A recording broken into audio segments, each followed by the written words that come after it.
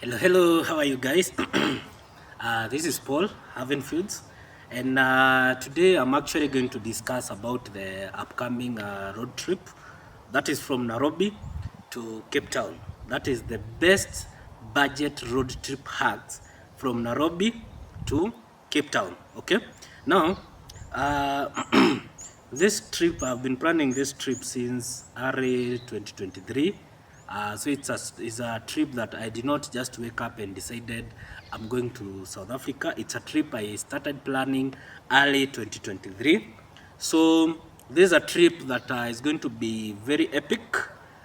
We are going to see so many landmarks in different countries. We are going to start our trip from Nairobi. We shall pass through Tanzania, Zambia, Botswana, South Africa, Lesotho, Namibia. Those are mainly the countries that we are going to pass through.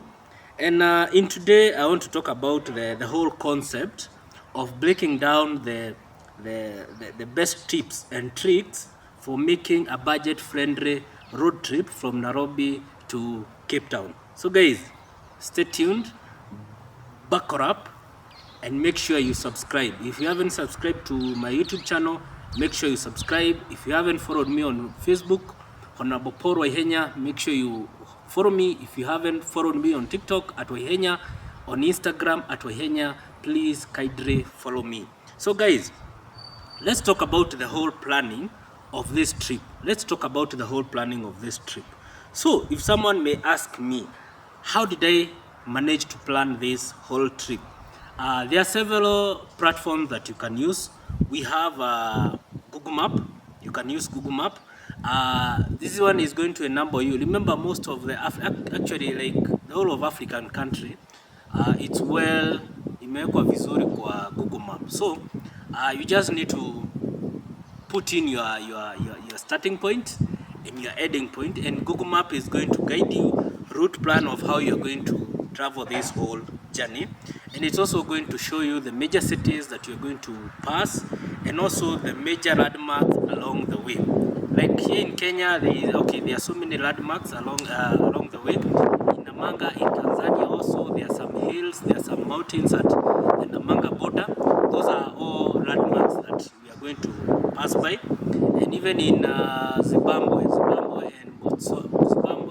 Zambia and Botswana, where they meet, there is there is a Victoria Falls. That is also another landmark.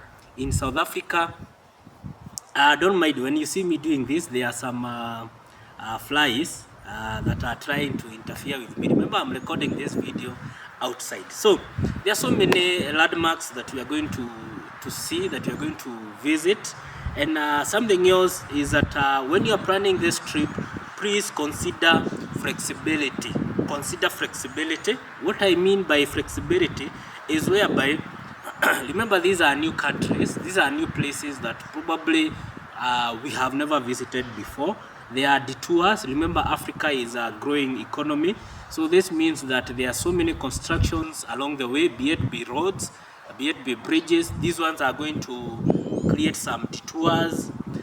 There are some unexpected adventures. What I mean by that is that like for example, we may get to Tanzania, that is Dodoma, which is the capital city of Tanzania, and we may get the local tour guides there. And what is going to happen, maybe they will tell us, oh, we know a few places that you need to visit. Please consider including that in your travel itinerary, so that you can be able to accommodate that, the unexpected adventures. And also, you need to adjust your itinerary based on your budget and time constraints. Remember, my time for this whole trip is a total of 23 days. So how I'm going to adjust my journey is going to be pegged on the 23 days that we are going to be on the road. Okay. Something else that you also need to consider is time of the year.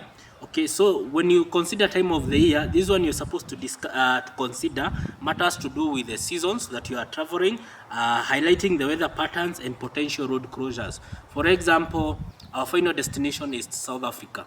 South Africa has the 4 seasons, and they are approaching the winter season, I think on June. So part of May, that is coming month, part of May, they are going to experience that winter part, and it's going to be quite cold. So these are some of the things that you really need to consider. Some countries, like countries in East Africa, we are experiencing our long-term rainfall.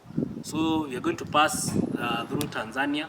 That means we expect much rainfall, heavier rainfall than the normal in Tanzania. So those are the weather patterns that you're supposed to consider while you are planning for such a trip from your destination to your, that is from your starting point to your destination. Now, something else that you are supposed to consider is fueling your adventure. How are you going to fuel your adventure, and how are you going to be a smart saver? How are you going to be a smart saver?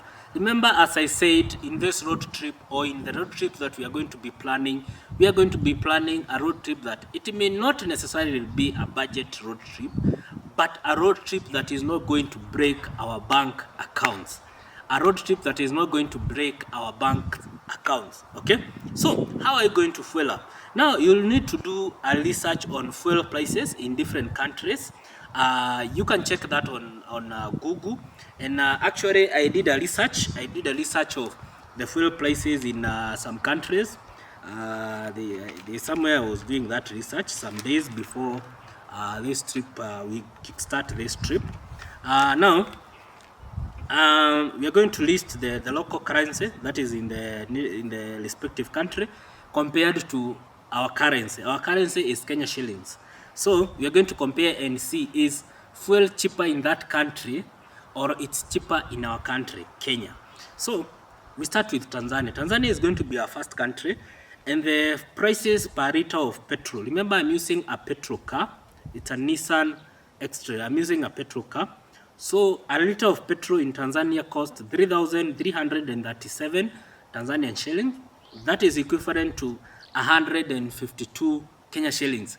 That means that fuel in Tanzania is like 20 shillings cheaper than Kenya. That means in the whole of Tanzania, we are really going to do a lot of savings on fuel.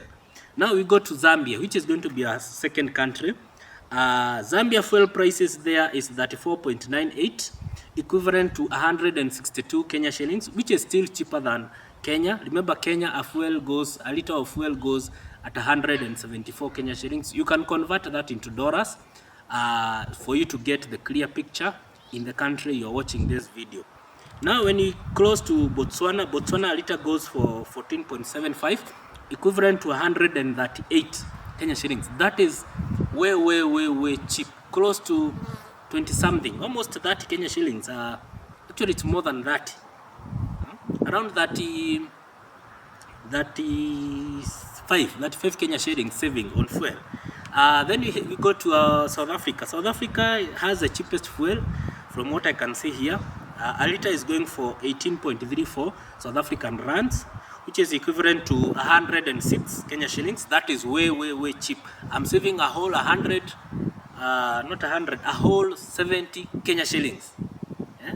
That's quite a damn cheap. That fuel is quite damn cheap comparing to my local Kenya fuel prices. Then we go to Lesotho. Lesotho fuel prices in South Africa are more or less the same. Then we go to Namibia. Namibia, using the Namibian dollar, is 20.67, equivalent to 139 Kenya shillings. So you're supposed to do all that research, how you're going to fuel your adventure. And when I talk about fueling your adventure, it's not necessarily the fuel that your car is going to consume. How are you also going to fuel yourself? Remember, along the way, you are going to get tired. There is exhaustion, there is fatigue, and your body will need some electrolytes. How are you going to fuel yourself? Okay. Now, another point to note is finding a budget-friendly accommodation. This simply means sleeping tight on a dime. Sleeping tight on a dime. Sleeping tight on a dime. Sorry, I was taking some concussion here, and I can see some tusiafu. What do you call them? Tudhigirili. They are trying to consume my drink simply because it has honey in it. I don't know whether you can see it. It has honey in it. So the honey is attracting them. The sugar in it is attracting them. Plus the fly is quite bad. Now, so you're excuse me, I'm going to hold this one because when I place it down, the fly is interfering with it. So now, when you talk about budget-friendly accommodations, this one, there are several ways you can save on your accommodation. First thing is you can do is campsites and hostels. Campsite is whereby you're going to find them on Google Map, areas that offer camping. Remember, camping is very cheap. You pay just a fraction of what you would have paid if you were hosted. Okay, so but in my case, I'm not going to do any camping. I'm not carried any camping gear. I'm not a fan of camping, but if you're a fan of camping, please consider doing camping so that you can be able to save a lot on accommodation. Something else that you can do is couch surfing. Couch surfing and hospitality exchange. Couch surfing simply means there are some people who offer accommodations free of charge. Like you may find someone like along this trip. I'm quite sure you're going to meet friends along the way or people who have been following us on social medias, and they'll be like, hey Paul, we have been following your journey from Kenya.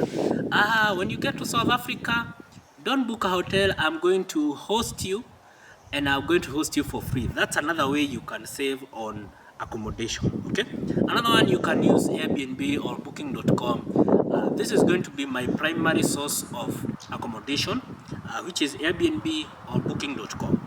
Now, the other point to consider is if you are a food fan on the road. So, if you are a foodie, personally, I'm not a foodie, but if you are a foodie, there are several things you really need to consider as you plan this journey. First thing you need to consider is about the delicious dishes along the way. So, you can try local markets. You can try local markets. Promote those mama mbogas, promote those local traders there. Go buy their fresh produce, go buy the fruits from them, go buy what they are selling, promote them. Kaidre, leave an impact, okay? Don't carry everything from Kenya, from your local country. Just go with money, promote the locals as you cross each country, okay? Something else that you also need to consider in on the part of the foodie, if you are a foodie person, is cooking your own meals. Remember, sometimes when it comes to buying meal, it can be quite expensive. It can be quite expensive, especially if you choose high-end restaurants. High-end restaurants, a plate can cost between 1,000 to 1,500 Kenya shillings. You can convert that into dollars. That's roughly it's roughly $10. Yeah, $10 or $11. A plate can cost around $10 or $11 in most countries if you go to a fancy restaurant. But if you consider cooking your food, you're going to save a lot. And this one comes in hand when you're doing camping. Make sure you carry the cookwares. Make sure you carry a sufuria. Make sure you carry a portable jiko or a meko. Make sure you carry sahani, that is a plate, kijiko, and knife. And also, you can do local dining huts. This is whereby you can talk to the locals in that area, consult them, ask them, where can I find affordable food? Where can I find delicious, affordable food in this shopping center? Remember, you are a stranger there. You don't know anyone. You don't know any place. So consider consulting the locals. Ask them, the Buddha guys, the motorcyclists. Ask them, where do you eat here? Where can I get safe, delicious, affordable food?